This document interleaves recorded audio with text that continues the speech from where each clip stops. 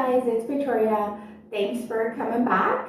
I'm going to show you how I make my twice baked potato, and I'm going to also show you how I turn that into a tart as well.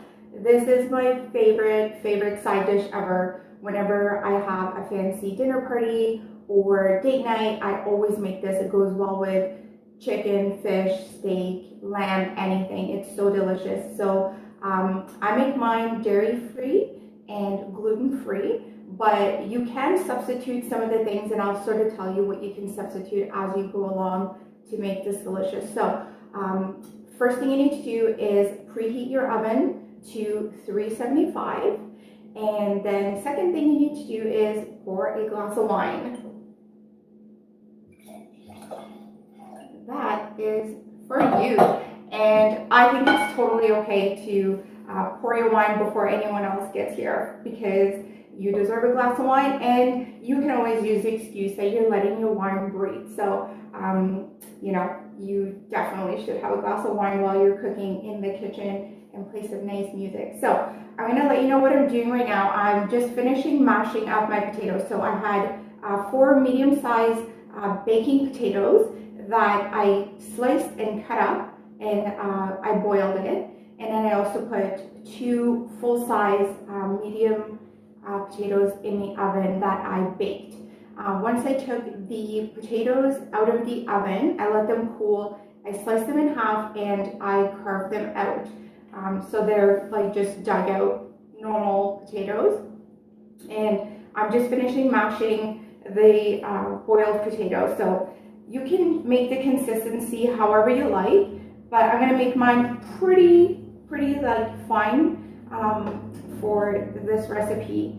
So I'm just almost done here. So once you're done mashing your potatoes, you're going to add in your flavoring ingredients. So I have 1 teaspoon of salt and pepper.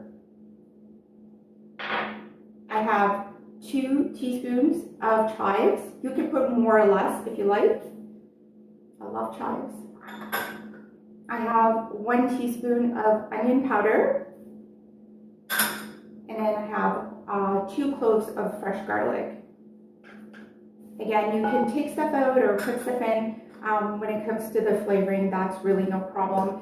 And then I'm going to add in, I have 3 tablespoons of bacon bits. You can put less or more if you like.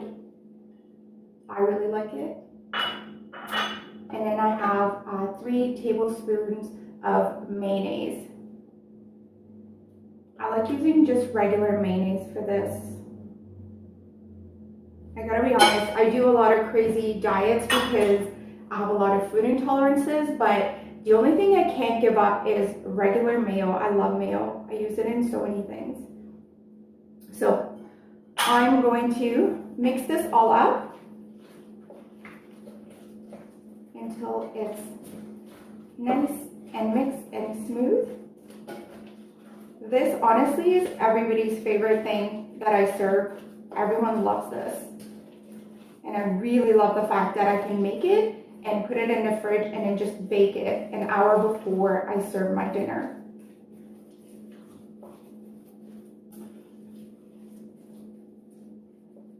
Perfect. So it's perfectly mixed, and then it kind of looks like this. I mean, it's delicious just like this. But let's scoop it into the potatoes.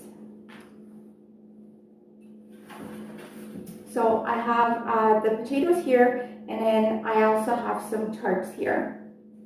These are gluten-free tarts that I just buy from the grocery store. They're usually in the frozen food section, or they are in the health food area. Any nice grocery store will have them. Okay, so we're just going to start scooping this in. You can get fancier if you want. You can use a piping bag to make it extra fancy, and it looks beautiful. But I kind of like it like this, and I just stuff mine as much as I can.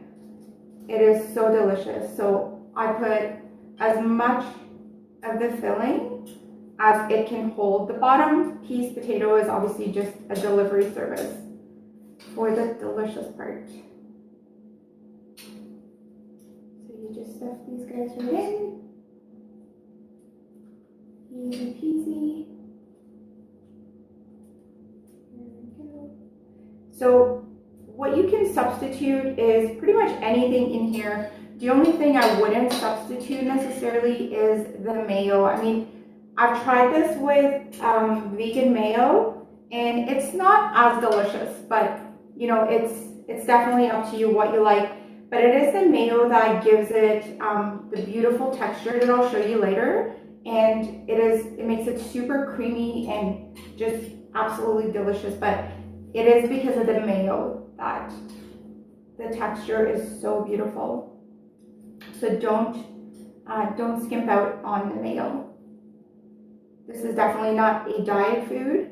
This is one of the things that, you know, I serve at special dinners or romantic evenings. So it's not something that I would serve all the time. Very rich and fattening, but it's delicious.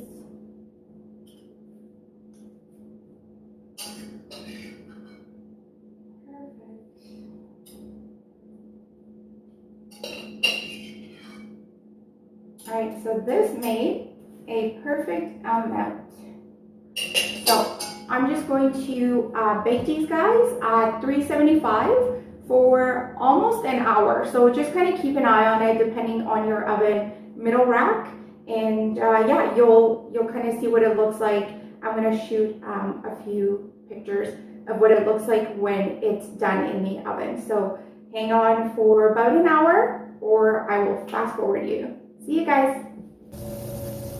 Okay guys, so this is what the potatoes and the tart will look like when they are just about done in the oven. So they've been in here for about an hour and you can kind of see they're golden brown and sizzling and they smell delicious. So we are ready to take these guys out.